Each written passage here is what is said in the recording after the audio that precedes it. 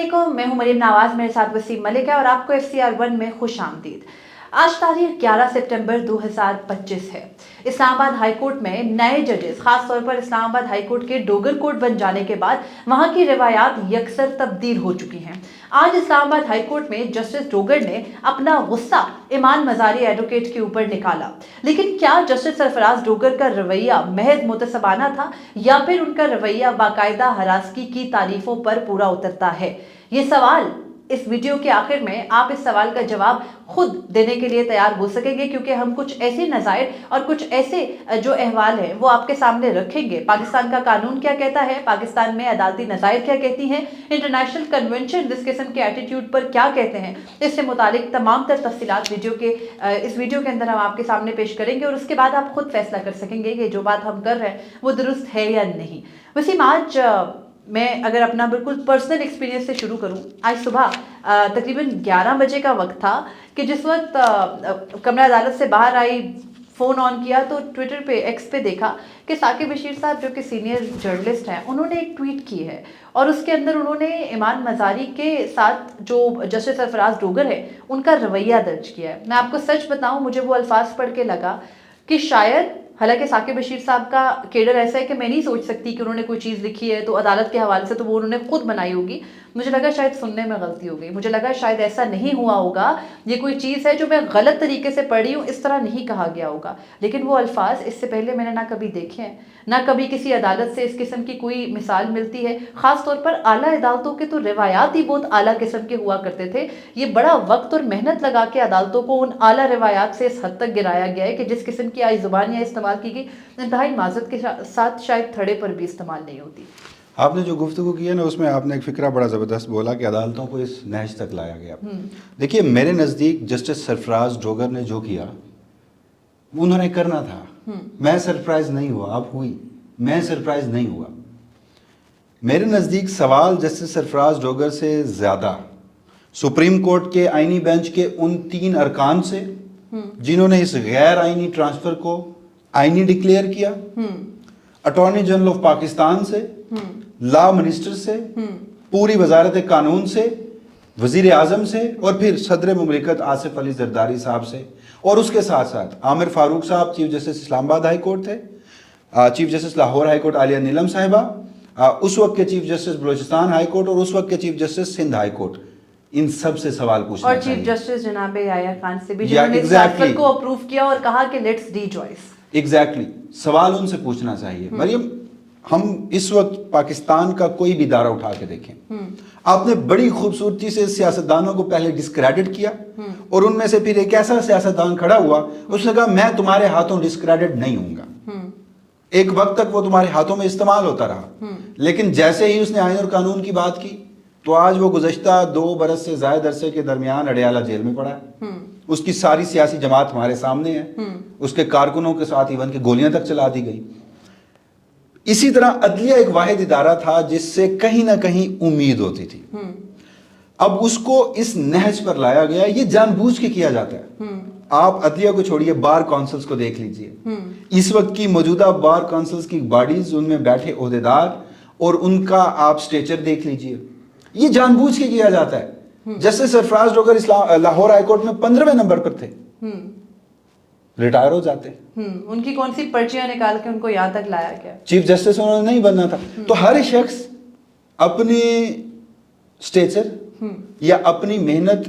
یا اپنی سمجھ بوجھ یا اپنی وہ جو کچھ خداداد صلاحیتیں اسے ملتی ہیں، اس کے مطابق وہ ترقی پاتا پاتا آگے بڑھتا ہے۔ تو ایک شخص جو 15ویں نمبر پہ تھا، زیادہ سے زیادہ 10ویں 11ویں 8ویں نمبر پہ آتا سینیورٹی میں، ریٹائر ہو کے چلا جاتا۔ آپ اس سے پہلے نام تو نہیں جانتی تھی، تو اسے ہی کیوں لا کے بٹھایا گیا؟ یہ سب سے بڑا سوال ہے۔ لاہور ہائی کورٹ میں اور بھی بڑے زبردست ججز تھے، اگر آپ نے لانا تھا آپ کو سرو کرنے والے بے شمار ہوں گے اس وقت۔ اگر زبردست ججز کو لے آتے تو پھر لانے والوں کے معیار کا پتہ کیسے چلتا؟ تو سرو تو اور بھی آپ کو اس طرح سے بہت اچھا کر سکتے تھے۔ ہم تعصب کی بات کریں، ہم میرٹ کی بات کریں، ہم دیگر معاملات کی بات کریں، ججز کے اوتھ کی بات کریں، وہ تو وہ پہلے وائلیٹ ہو چکا نا۔ اسلام آباد ہائی کورٹ اس وقت جس طرح سے چل رہی ہے وہ ہم سب جانتے ہیں۔ اب اس کو ڈسکس کرنا اس لیے ضروری ہے کہ جس طرح آپ نے بتایا نا کہ یہ شاید ہماری تاریخ میں پہلی مرتبہ ہوا ہے۔ ایک مثال میں آج دوں گا, آج مجھے کریڈٹ دے لینے دیجئے جسٹس قاضی فائز عیسیٰ کو. وہ اپنا تعصب, اپنا غصہ فیصلوں میں اتارتے تھے, غیر آئینی غیر قانونی فیصلے دیتے تھے. ایون کہ وکلا باہر پریس کانفرنس کر کے ان کے خلاف کیا کچھ نہیں کہتے تھے. حامد خان نے آخری دنوں میں ان کو کیا کہا تھا آپ کو یاد ہے؟ وہ شاید ہم رپورٹ بھی نہ کر پائیں, پبلکلی کہا تھا. وہی حامد خان جب عدالت میں جاتے تھے نا, تو قاضی فائز عیسیٰ کا غصہ اس کیس میں جھلکتا تھا, اس شخص پہ نہیں جھلکتا تھا. یہاں غصہ اس وکیل پہ جھلکا جو خود خاتون ہے. اور جو اس وقت میں کہتا ہوں کہ پاکستان میں اس وقت کوئی اگر سین وائس ہے تو وہی محترمہ مزاری صاحبہ ہیں. بہرحال آج ہوا کیا, پہلے ہم یہ سامنے رکھتے ہیں, اور اس کے بعد جو وہ سوال تھا نا کہ کیا یہ صرف تعصب ہے یا یہ باقاعدہ ہراسگی کی جو ہے وہ ڈیفینیشن کے تحت ہراسمنٹ کا کیس ہے یا ہراسمنٹ کی مثال ہے یا نہیں. تو آج ہوا یہ کہ ڈاکٹر مارنگ بلوچ, جن کو مارچ میں بلوچستان میں پہلے غائب کیا گیا, پھر ان کی گرفتاری ظاہر کی گئی, پھر مختلف مقدمات میں گھما کے پچھلے 6 ماہ سے ان کو مسلسل ایک طرح سے غیر قانونی ہی جو ہے وہ حراست میں رکھا گیا ہے. کیس کیا ہے, کہاں چل رہا ہے, کچھ معلوم نہیں ہے. ان کے ریمانڈ پر ریمانڈ دیے جا رہے ہیں. تو مارنگ بلوچ کا نام ڈالا گیا تھا ECL پہ. تو ابھی مارنگ بلوچ جیل میں نہیں گئی تھی, تو ان کے ECL سے نام نکالنے کا معاملہ جو ہے وہ اسلام آباد ہائی کورٹ میں آیا تھا, اور اسلام آباد ہائی کورٹ میں ایمان مزاری کے توسط سے مارنگ بلوچ نے درخواست دائر کی تھی. آج جسٹس سرفراز ڈوگر نے جو ہے وہ ایمان مزاری سے اس کیس کے درمیان, جو کہ ایکچولی کیس جو تھا وہ مارنگ بلوچ کا تھا, اور سب کو پتا ہے کہ مارنگ بلوچ کو لے کر ریاست کی پالیسی کیا ہے, تو اس کیس کے آغاز ہی میں جسٹس سرفراز ڈوگر کو کیونکہ پتا تھا کہ وہ کیا کرنے لگے ہیں, تو ایز اٹ از جو رپورٹ ہوا اس کے مطابق جسٹس سرفراز ڈوگر کا تلخ مکالمہ اس مقدمے کو لے کر ہوا, اور انہوں نے کہا کہ جسٹس سرفراز ڈوگر نے کہ اب اگر اس کیس میں کوئی آرڈر پاس کروں گا تو مس مزاری جو ہے وہ نیچے جا کر پروگرام کر دیں گی کہ ڈکٹیٹر اوپر بیٹھا ہے. اس کے بعد وہ کہتے ایمان مزاری نے یہ کہا جواب میں کہ میں نے ایسی کوئی بات نہیں کی جو قانون کے دائرے سے باہر ہو. تو چیف جسٹس سرفراز ڈوگر نے ایمان مزاری سے مکالمہ کرتے ہوئے کہا کہ آپ کو اپنا منہ بند رکھنا چاہیے, اور ساتھ ہی یہ کہا کہ آپ کو بھی ادب کے دائرے میں رہنا چاہیے. اس کے بعد ایمان مزاری نے کہا کہ میں نے جو بھی بات کی ہے وہ ذاتی حیثیت میں کی ہے, اس کا اثر میرے کلائنٹ یعنی مارنگ بلوچ کے کیس پر نہیں پڑنا چاہیے. تو اس پر جو ہے وہ ایمان مزاری نے یہ بھی کہا کہ اگر میرے ساتھ آپ کو کوئی تعصب ہے تو کلائنٹ کا کیس متاثر نہ کرے, میں یہاں ایک بریف لے کر آئی ہوں, ایک کیس لے کر آئی ہوں, ذاتی حیثیت میں آپ کے سامنے نہیں پیش ہوئی. اس کے بعد چیف جسٹس سرفراز ڈوگر نے جو ہے وہ جواب دیا کہ آپ نے میرے اوپر کامنٹ کر دیا کہ میں جج نہیں ہوں, میں ڈکٹیٹر بیٹھا ہوا ہوں. تو انہوں نے کہا کہ کیوں نہ, جسٹس سرفراز ڈوگر کہتے ہیں کہ چونکہ آپ نے مجھے کہا کہ میں ڈکٹیٹر بیٹھا ہوا ہوں تو کیوں نہ آپ کے خلاف توہین عدالت کی کارروائی شروع کی جائے. تو ایمان مزاری نے کہا کہ میں نے کوئی بھی بات قانون اور آئین سے باہر نہیں کی, اگر آپ توہین عدالت کی کارروائی کرنا چاہتے ہیں تو ضرور کریں. انہوں نے کہا ایمان مزاری نے کہ مجھے آئین نے آزادی اظہار رائے دی ہے, میں نے وہی استعمال کیا. تو چیف جسٹس نے ایمان مزاری, کیونکہ ان کے ہسبینڈ جو ہے ہادی علی چٹھا وہ بھی ان کے ساتھ اسی مقدمے میں وکیل ہیں, ان کے ساتھ عدالت میں موجود تھے, روسٹم پر موجود تھے. تو جسٹس سرفراز ڈوگر ہادی علی چٹھا ایڈوکیٹ سے مخاطب ہو کر کہتے ہیں کہ ہادی صاحب سمجھائیں اسے, یعنی اپنی بیگم کو سمجھائیں کہ کسی دن میں نے پکڑ لیا نا, اور یہ اتنا جملہ تھا. اور اس کے بعد ظاہری بات ہے کہ ایمان مزاری نے کہا کہ اگر سٹیج یہ آ گئی ہے, یہ جو ہے وہ اب آپ کا لیول آ گیا ہے کہ آپ نے وکلا کو عدالت کے اندر دھمکی لگانی ہے, تو پھر شروع کر دیتے توہین عدالت. اور پھر انہوں نے یہ بھی کہا, جو ڈپٹی اٹارنی جنرل ہے انہوں نے کیس کے حوالے سے یہ کہا کہ جو NCL میں نام ہے یا ECL میں نام ہے مارنگ بلوچ کا, اس کے حوالے سے کابینہ کی ایک ذیلی کمیٹی بنی ہے, اس سے جا کے رابطہ کر لیں, اور کیس کو غیر معینہ مدت کے لیے ملتوی کر دیا گیا. لیکن کیس کے میرٹ ڈی میرٹ بعد میں ڈسکس ہوتے, پورے کا پورا مکالمہ خاص طور پہ 2 لفظ. سب سے پہلے تو انہوں نے کہا کہ آپ کو اپنا منہ بند رکھنا چاہیے, اور اس کے بعد انہوں نے کہا کہ آپ مجھے ڈکٹیٹر کہتی ہیں, کیوں نہ آپ کے خلاف توہین عدالت کی کارروائی کروں. اور پھر آخر میں آ کے وہ ایک خاتون کو جن کا شوہر وہاں موجود ہے اس کو مخاطب کر کے کہہ رہے ہیں کہ آپ اس کو سمجھائیں, اسے سمجھائیں, مطلب انہیں نہیں, آپ نہیں, کچھ نہیں, اسے سمجھائیں, کسی دن میں نے پکڑ لیا نا. لائک واٹ ڈز دیٹ مین؟ دو ہی یہ آبزرویشنز کہ آپ اپنا منہ بند رکھیے, آپ کے خلاف توہین عدالت کی کارروائی کروں گا, ٹھیک ہے. یہاں تک تو سمجھ آتی ہے کہ وہ دھمکی آمیز لہجہ تھا, دھمکی آمیز رویہ تھا, ڈرایا جا رہا تھا. یہ جو آبزرویشن ہے نا کہ ہادی صاحب سمجھائیں اسے, کسی دن میں نے اسے پکڑ لیا نا, اس کی جو قانونی امپلیکیشنز ہیں اس پہ ہم بعد میں آتے ہیں. جج چھوڑ دیجئے, وکیل چھوڑ دیجئے, آپ نے بھی کہا نا تھڑے پہ بیٹھا شخص, ایک تھڑے پہ بیٹھا شخص بھی اگر اس میں بنیادی عقل, سمجھ, بوجھ اور آداب ہوں گے گفتگو کرنے کے, تو بھی اس طرح کی زبان, تو وہ اپنے بدترین دشمن کے خلاف بھی ایسی گفتگو نہیں کرے گا. آپ گفتگو سے اندازہ لگائیے کہ میلاڈ کا سٹیچر کیا ہے, وہ فیصلے کس طرح کے دیتے ہوں گے, قانونی سمجھ بوجھ ان کی کیا ہے. یہاں پر ایک اور دلچسپ بات ہے, پاکستان میں ابھی ہم جب ریسرچ کر رہے تھے تو پتہ یہ چلا کہ ایک انفارچونیٹ چیز ہے یہاں پہ, بالکل یہ نہیں, اگر یہاں پہ کوئی مرد کھڑا ہوتا اس کے ساتھ اسی طرح کی لفاظی استعمال کی جاتی تو اس پہ بھی ہم گفتگو کرتے. مجھے نہیں لگتا کہ وہاں کوئی مرد کھڑا ہوتا تو اس کی بیگم سے جج صاحب مخاطب ہو کر کہتے کہ یہ فلاں صاحبہ اس کو دیکھ لیجئے, پھر کسی دن میں نے اسے پکڑ لیا نا. میرا نہیں خیال کہ یہ کیا جاتا. انتہائی انفارچونیٹلی ہمیں تسلیم کرنا چاہیے کہ پدر شاہی نظام جو ہے وہ تو یہ ایک معاشرہ رکھتا ہے اور وہ سوچ کی عکاسی بھی کرتا ہے, اور یہ آبزرویشنز بھی اس سوچ کی عکاسی کر رہے ہیں. آلدو کہ جج صاحب نے یہ فرما دیا, لیکن جب ہم بھی یہ گفتگو کر رہے تھے یا اس سے پہلے ریسرچ کر رہے تھے تو ہم بھی بڑے محتاط تھے کہ بڑا حساس معاملہ ہے, اس پر بڑے محتاط انداز میں گفتگو کرنی چاہیے. پاکستان میں ہراسیت کے خلاف ایک قانون تھا 2010 میں, غالباً پاکستان پیپلز پارٹی نے اس کو بنایا تھا. اچھا, اس میں بھی جنسی ہراسیت کے علاوہ کوئی ڈیفینیشن نہیں تھی. ورک پلیس ہراسمنٹ کا بھی ذکر تھا, لیکن workplace harassment, workplace پر بھی اگر جنسی ہراسیت ہوگی تو اس کو ہراسیت تصور کیا جائے گا. اس کے بعد پاکستان میں, پاکستان کی عدالت میں ایک زبردست کیس آتا ہے جو ایک بنیاد بنتا ہے غالباً, اس کے بعد ایک ڈیبیٹ شروع ہوتی ہے, اور پھر 2022 میں اس وقت پاکستان تحریک انصاف کی گورنمنٹ تھی اور ایک امینڈمنٹ اس میں پیش کی گئی تھی. وہ قانون کیا تھا, وہ قانون کیا کہتا ہے؟ بیسیکلی جو protection against harassment of women at workplace act ہے 2010 کا, اس کے اندر 2 ترامیم بیسیکلی ہوئی. ایک تو 2011 میں ہوئی, لیکن اس کے بعد زیادہ اہم ترمیم 2022 میں ہونے والی ہے. اس ترمیم کے اندر ہراسمنٹ یعنی ہراسکی کی تعریف کو بدلا گیا. میں انگلش میں وہ تعریف پڑھ دیتی ہوں. اس میں شامل کیا گیا, ایک تو ہراسمنٹ کا جو پہلے والا میننگ تھا اس کو رکھا گیا کہ number 1, harassment means any unwelcome sexual advance, request for sexual favors, stalking or cyber stalking or other verbal, visual or written communication or physical conduct of a sexual nature or sexually demeaning attitudes, including any gestures or expressions conveying derogatory connotation, causing interference. اس کے ساتھ ایک اور amendment جو کی گئی, دوسری جو شک ہراسمنٹ کی تعریف میں شامل کی گئی, وہ یہ تھی کہ harassment also means that discrimination on basis of gender which may or may not be sexual in nature, but which may embody a discriminatory and prejudicial mindset or notion, resulting in discriminatory behavior on basis of gender against the complainant. میں نے حتی الامکان کوشش کی کہ قانون انگریزی میں ہے, اس کا ایک ایسا اردو ترجمہ کیا جائے جو قانون کے قریب تر ہو. اگر ہم غلط ہے تو ہمیں کوئی بھی درست کر سکتا ہے. اس کا مطلب یہ بنتا ہے کہ ایک ایسا ذہنی رویہ کہ جو ایک ایسا اقدام کرے, چاہے وہ جنسی ہو یا نہ بھی ہو, لیکن اس کے نتیجے میں امتیازی اور تعصب پر مبنی سلوک ہو, جس کے نتیجے میں شکایت کنندہ کے خلاف صنفی امتیاز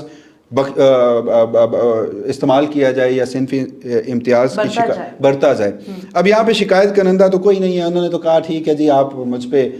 لگا دیجیے اگر آپ نے کنٹیمپٹ لگانی ہے, لیکن تعصب تو یہاں پہ بھی موجود ہے, صنفی امتیاز بھی یہاں پر موجود ہے. اور اسی اس بارے میں نا یہ بہت بڑی ڈیبیٹ تھی, اور آپ کو پتہ ہے دنیا میں یہ ڈیبیٹ نا اگر ہم بہت ہسٹوریکل پرسپیکٹیو اس کا دیکھیں تو یہ ڈیبیٹ صدیوں سے چلتی آ رہی تھی, اور دنیا نے اس کے اوپر اپنی جورسپروڈنس جو تھی وہ 20ویں صدی میں بنا لی تھی. پاکستان چونکہ آپ کو پتہ ہے ہمارے یہاں بہت سارے فورسز اور فیکٹرز ہیں, تو اس قسم کی بات کرنے کو وہ کہتے ہیں کہ پہلے تو پوائنٹ آؤٹ خواتین ہوتی تھی, پھر آہستہ آہستہ جب یہ رجحانات بیچ میں جو ہے نا وہ ضیاء صاحب نے لا کر ایک پورا جو اپنی مرضی کا ایک نیا نوشن کریٹ کر دیا, تو اس سے پاکستان کا جو ایک پروگریسو طریقہ تھا وہ وہاں رک گیا. اس کے بعد پھر دوبارہ یہ ڈیبیٹ جا کر مشرف دور کے بعد شروع ہوئی, جب خواتین زیادہ دوبارہ سے کام والے طرف آنا شروع ہوئی اور وہ ورکنگ وومن والا کنسیپٹ دوبارہ سے ڈیولپ ہوا, اور دو پہلے بھی تھا. تو اس میں پھر یہ ہوا کہ یہ باقاعدہ ضرورت محسوس کی گئی کہ خواتین کے ہراسکی کے خلاف قوانین لائے جائیں. پھر ہم نے دیکھا اس ملک کے اندر بہت سارے وہ لیفٹ ونگ جو جز وقتی لیفٹ ونگ ہیں وہ بھی بڑے ایکٹیو ہوئے, انہوں نے بھی خواتین کی ہراسکی کے معاملے پر پوری کیمپینز چلائیں. ٹھیک ہے,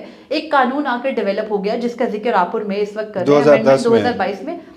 میں پہلے ہوا, اور پھر 22 میں دوسری امینڈمنٹ اس کے اندر آئی ہے. تو اس سے قبل سپریم کورٹ کی سپریم کورٹ کے اس فیصلے کی بیکنگ ہے, وہ میں اس لیے ڈسکس کرنا یہ ضروری سمجھ رہا ہوں کہ دیکھیے آج کی جو آبزرویشنز تھیں،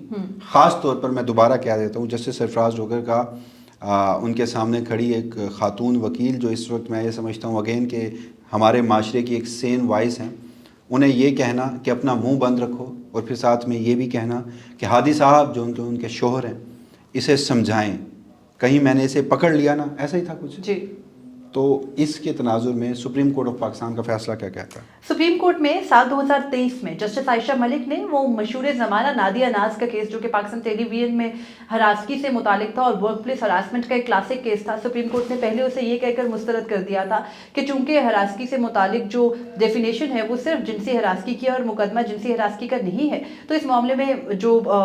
تھی متاثرہ خاتون ان کو ریلیف نہیں مل سکتا، لیکن پھر جب وہ ریویو میں آئیں تو اس وقت 2022 میں یہ قانون بن چکا تھا اور 2023 کا جسٹس عائشہ ملک کا تحریر کردہ یہ فیصلہ ہے۔ بینچ کون سا تھا؟ بینچ میں چیف جسٹس جو اب موجودہ چیف جسٹس ہیں یحییٰ خان آفریدی، اس وقت جسٹس یحییٰ آفریدی تھے وہ تھے، ان کے ساتھ جسٹس محمد علی مظہر اور جسٹس عائشہ ملک۔ اور جسٹس عائشہ ملک کے فیصلے سے اس وقت کے جسٹس اور آج کے موجودہ چیف جسٹس نے اتفاق کیا ہے، اتفاق کیا بالکل، یعنی یہ ایک ایسا فیصلہ ناظرین ہم آپ کے سامنے کوٹ کر رہے ہیں کہ جن کے سگنیچر سے جسٹس سرفراز Dogar chief justice Islamabad high court بنے ہیں،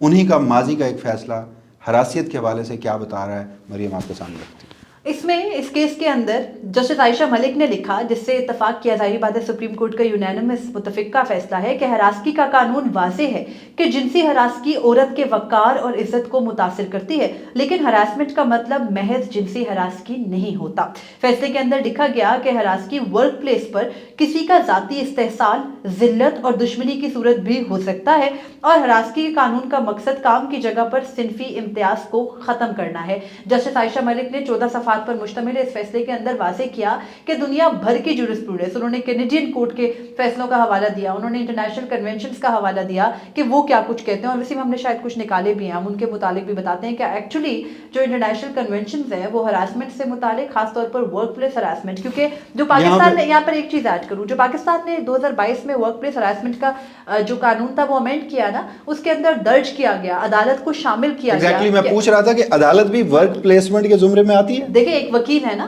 ایک وکیل ہے، ان کا ورک پلیس اور تو کوئی جگہ نہیں ہو سکتی ادر دین کورٹ۔ ٹھیک ہے، چیمبرز میں وہ کام کرتے ہیں لیکن it self court work place میں کام تو کورٹ میں ہے نا، تو کورٹ جو ہے وہ ان کا ورک پلیس ہے۔ اور انفیکٹ جو پاکستان میں وہ قانون امینڈ کیا گیا 2022 میں، اس میں تو جم جہاں پہ جا کے لوگ صرف اپنی ایکسرسائز کرتے ہیں اس کو بھی وہ جگہ شامل کیا گیا جو ورک پلیس ہے، اور وہاں پہ کوئی کسی کو ہراس نہیں کر سکتا۔ اب مجھے دوبارہ سمجھا دیجیے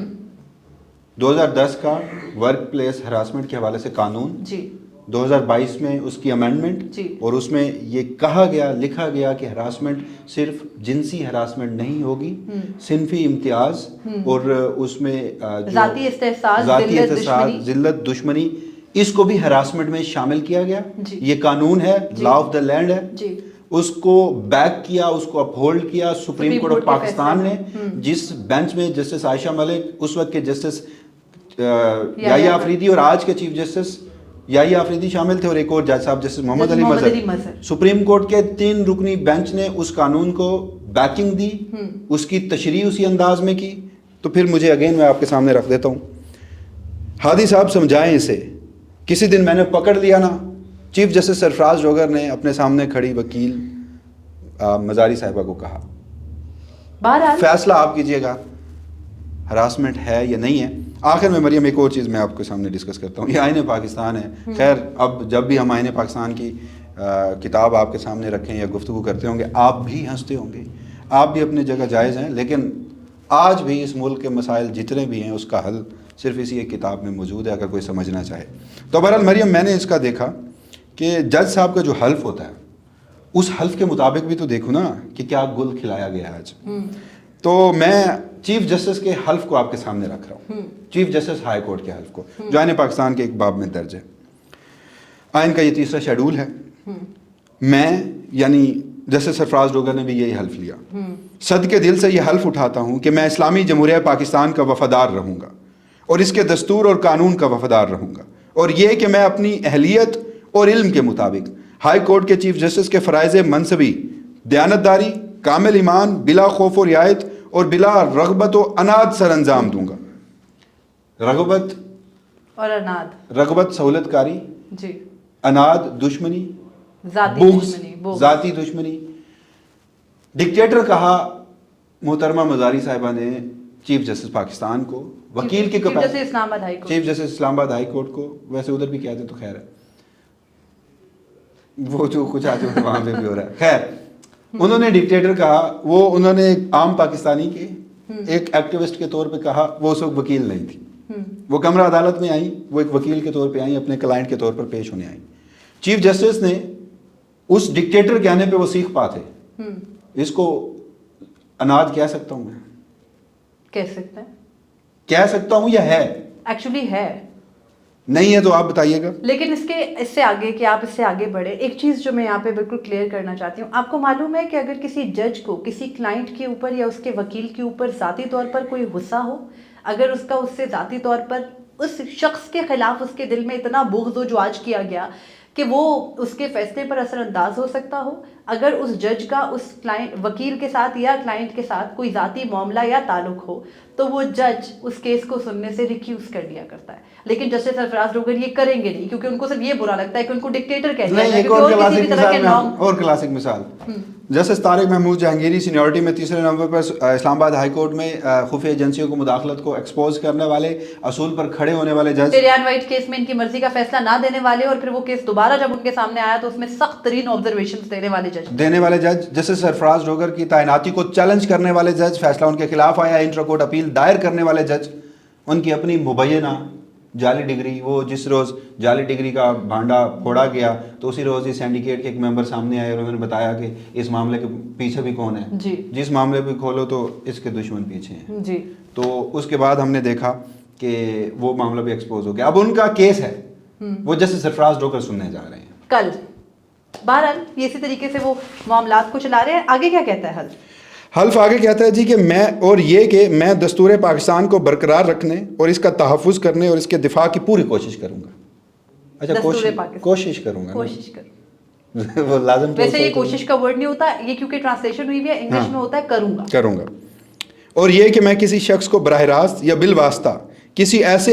केस पर असरअंदाज होने की इजाज़त नहीं दूंगा जो मेरे मनसबे फ़राइज़ की कारकर्दगी पर असरअंदाज हो। अल्लाह ताला मेरी मदद और रहनुमाई फरमाए। मुझे लगता है ये लास्ट वाली दुआ उनकी कबूल नहीं हुई, दैट इज़ वाई पहले वाला हल्फ अमल दरामद नहीं हो पा रहा उस पर। कुछ इंटरनेशनल कन्वेंशंस भी मैंने निकाली हैं इस मामले में, वो हम ज़रा आपके नाज़रीन के सामने रख देते हैं। अक़वाम मुत्तहिदा, यूनाइटेड नेशंस और ये मुतादिद कन्वेंशंस ऐसे हैं जिस पर पाकिस्तानी बतौर एक सोवरेन कंट्री सिग्नेटरी है। बीइंग अ मेंबर स्टेट, उन्होंने पाकिस्तान बनते ही इन चीज़ों के ऊपर दस्तखत फरमा दिए। और सिग्नेटरी होने का मतलब ये है कि आप उन कन्वेंशंस के मुताबिक अपने मुल्क के आइन और कानून को ढालेंगे और वो पाबंदी लाजमी करेंगे। CEDAW, सीडा का लॉ है, हाँ SIDA, convention on the elimination of all forms of discrimination against women 1979, ख़वातीन के ख़िलाफ़ हर तरह के इम्तियाज़ और हरासानी को ख़त्म करने की रियासती ज़िम्मेदारी ये तय करता है और पाकिस्तान पर भी ये लाजिम है। UDHR, universal declaration of human rights 1948, article 1 और 5, हर शख्स को इज़्ज़त व वक़ार के साथ जीने का हक़ हासिल है। हरासानी इसके हक़ की खिलाफ वर्जी तस्वुर होती है।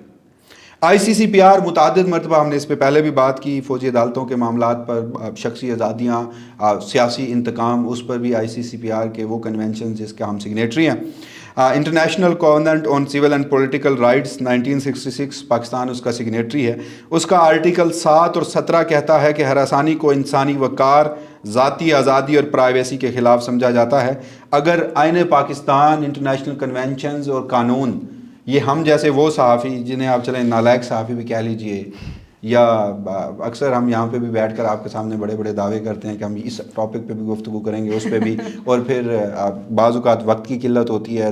दीगर बाज़ औक़ात पाकिस्तान में रोज़ कुछ नया हो रहा होता है। जस्टिस सरफराज डोगर साहब ने आज ही इस किस्म के अल्फाज कह दिए, वरना हम इस टॉपिक के ऊपर बात ना कर रहे होते। भी मस्ट तो हमें हमारी सुस्ती कहिए, तो जो बात पढ़ने पर, जानने पर, कोशिश करने पर मुझे पता चल गई कि इस तरह के अल्फाज आपके हल्फ यानी आईन पाकिस्तान की भी खिलाफ वर्जी है। इस तरह के अल्फाज आपके कानून यानी कि उस अमेंडेड एक्ट जो कि work place harassment for women 2010 का ओरिजिनल था, उसकी भी खिलाफ वर्जी है। आप उसके भी जुर्म के मुर्तकिब हो रहे हैं। और फिर इंटरनेशनल जितने भी کنونشنز ہیں جس کا پاکستان سگنیٹری ہے اس کا بھی پتہ ہے. تو یقینی طور پر اب جسٹس سرفراز ڈوگر صاحب کو پہلے وکیل بھی رہے ہوں گے, پھر اب جج بھی ہیں, کبھی نہ کبھی اس طرح کے کیسز سامنے آتے رہے ہوں گے, خود نہیں پڑھا ہوگا تو کولیگز ہوتے ہیں نا, کوئی بیٹھ کے ڈسکشن میں بہت ساری چیزیں ہوتی ہیں تو سنی بھی ہوں گی. اس کے باوجود بھی اگر وہ ایک خاتون وکیل کو کہتے ہیں کہ ہادی صاحب یعنی شور صاحب اپنی بیوی کو سمجھائیے, کہیں میں نے اسے پکڑ لیا نا, تو پھر بات وہی ہے جو انہوں نے یاہی آفریدی صاحب کے سامنے کہی تھی. تو بہرحال جس قسم کے الفاظ استعمال کیے آج چیف جسٹس سرفراز ڈوگر نے, اگر صرف میں یہ کہوں کہ وہ قابل مذمت ہے, صرف یہ کہوں کہ وہ کسی بھی طور قابل قبول نہیں ہے, میں کہوں گا کہ وہ شرمناک ترین, وہ شرمناک ہیں. میں سے زیادہ سخت الفاظ استعمال کرنا نہیں چاہتی, لیکن تف ہے ان بار کاؤنسلز کے اوپر, ان بار ایسوسیشنز کے اوپر, خاص طور پر اسلام آباد ہائی کورٹ بار کے اوپر, جو کہ اس اسلام آباد ہائی کورٹ میں خود انہی وکلا جن میں ایمان مزاری بھی شامل ہے, جن میں ہادی علی جٹھا بھی شامل ہے, ان کے ووٹس لے کے آج وہاں منصب پہ بیٹھے ہیں اور انہوں نے ایک لفظ نہیں کہا اب تک. حالانکہ اگر یہ ہوا ہوتا عمران خان کے دور میں, یہ ہوا ہوتا کسی اور چیف جسٹس کے دور میں, یہ ہوا ہوتا اس سے پہلے والے جو عدالتی ادوار تھے ان کے اندر, تو جو کچھ اب تک کر لیا ہوتا ہمارے جو ہے وہ لیفٹ سائڈ کی وہ جو لیفٹسٹ مختلف ایکٹیوسٹ ہیں انہوں نے, سول سوسائٹی نے, اور پھر جو وکلا کی تنظیمیں ہیں, اور سپریم کورٹ بار ہے, اور پاکستان بار ہے, اور اسلام آباد ہائی کورٹ بار ہے, جو واویلا اب تک مچ چکا ہوتا, معافی کے مطالبے کیے جا رہے ہوتے, وہ ایک الگ کہانی ہوتی. لیکن یہاں سب چپ سادھ لیں گے. چپ کس کے سامنے سادھی جاتی ہے, کس کے سامنے بولنے سے ڈرا جاتا ہے؟ ڈکٹیٹر کے. اور وہی الفاظ جب ان کو آئینہ دکھایا گیا تو بالکل درست بات ہے کہ انہوں نے اپنے چہرے کو درست کرنے کے بجائے آئینہ ہی توڑنا بہتر سمجھا. مجھے وسیم ملک کو اجازت دیجیے, اللہ حافظ. اپنے فیڈ بیک سے ضرور آگاہ کیجیے.